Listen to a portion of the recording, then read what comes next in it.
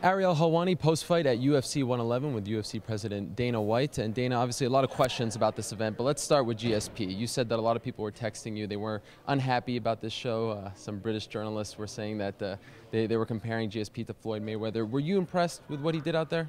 Hey, listen, every fight you have isn't going to be the most exciting fight in the world. And you know me, I want exciting fights. But George St. Pierre, you know, he went out there, it was a dominant performance. He's unhappy with his performance too, so. Yeah, listen, I'm not going to sit here and smash the kid.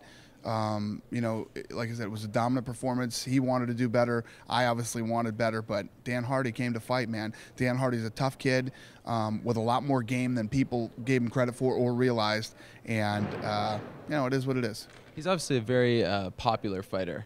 But do you think that the next time he fights, in terms of pay-per-view buy rates, he will receive a bit of backlash? People will not be as eager to buy his fights? I don't think so.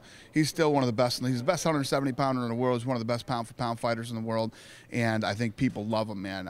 Listen, the kid sits up here and he's just so classy. And he sits there and admits that he wishes he did better. And, you know, people just love him. Not every fight you have is going to be the best fight you've ever done. But I think because of this fight, he's going to come out and look better next time. Safe to say that Dan Hardy's stock rose with his performance tonight? No doubt about it. Dan Hardy proved tonight to everybody that he is a real contender in the 170-pound division, and that he's tough as nails, and that he has a lot more game than people realized. He seriously needs to work on a sprawl and some takedown defense. That's the big hole in his game.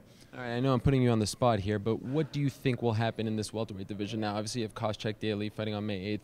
Is it kind of safe to assume that the winner of that fight might be next in line? I've got some plans right now that actually are going to be built off of that fight.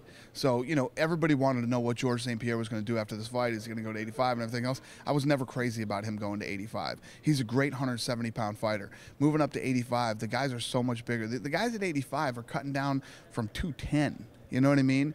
I still think there's great fights for George at 170. Shane Carwin, Frank Mir. What a performance by Shane Carwin. I don't think anyone expected it to finish that quickly. How impressed were you? I was very impressed with him. And Brock Lesnar came over to me. He was sitting with me for the fight, and he says, this fight isn't going 2 minutes.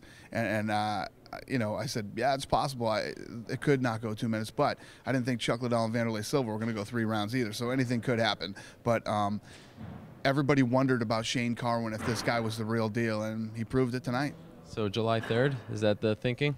July 3rd in Las Vegas, Carwin versus Lesnar.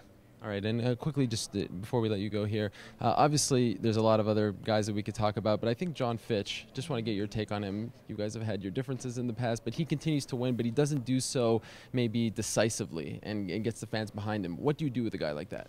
Yeah, you know, it's tough when he's one of the best guys in the division, and you know, against Ben Saunders tonight, who you know, you could tell that he was, you know, Ben Saunders bit off, you know, a big bite with Fitch, and Fitch, when Fitch doesn't finish, it drives people crazy, you know. And I called him out on it tonight. Before we start doing these guys to find out who's going to fight, you know, George St. Pierre, Fitch and Koscheck are going to have to figure out who's the next in line. Is it 100% that Thiago Alves will fight again? Obviously, that's who Fitch was supposed to fight tonight. Absolutely. He saw the best specialist in the country, and he's going in for a minor procedure next week, and he's supposed to be right back. So hopefully everything goes the way it's supposed to, and that's true, that he will be back. All right, you got Abu Dhabi next, and then we'll see you April 17th, right? Live show? Yep. Exactly. No? No, there's no live show. That was just a crazy rumor. No, what happened was people were actually texting me, calling me, and asking me about it, and you know, I just didn't deny it. Right. You know, so. All right, Dana, we appreciate the time. I can't tell you guys everything all the time. You know? Of course, you got to keep some of the cards close to your vest. Exactly. Well, we will see you in Abu Dhabi, Dana. Thanks for the time. Thank you.